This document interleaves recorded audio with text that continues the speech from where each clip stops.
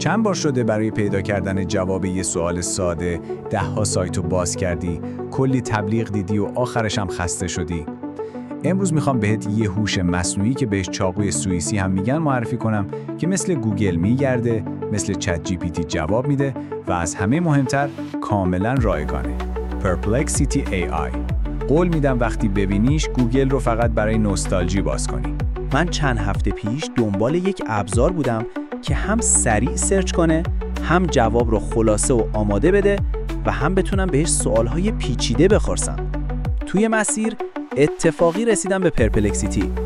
اول فکر کردم مثل بقیه ربات هاست، ولی وقتی امتحانش کردم فهمیدم که فرقش اینه که هم منبع میده، هم جواب آماده، هم گفتگو ادامه دار. جستجوی هوشمند، ترکیب سرچ وب با تحلیل AI، منابع معتبر، هر جواب همراه با لینک و ارجاع به منبع، تولید محتوا، خلاصه سازی مقاله، نوشتن متن، پیشنهاد ایده، پشتیبانی چند زبانه، جواب دقیق به زبانهای مختلف، کوئری‌های پیچیده، سوالات چند بخشی و تحلیلی. استفاده برای تحقیق علمی، پیدا کردن منابع و مقالات، کمک در تولید محتوای یوتیوب، ایده، اسکریپت و تحقیق، ساخت خلاصه کتاب یا مقاله، مقایسه سریع محصولات یا تکنولوژی‌ها. پرپلکسیتی یه قدم جلوتر از سرچ عادیه، چون به جای اینکه فقط لینک بده، خودش جواب رو آماده میکنه.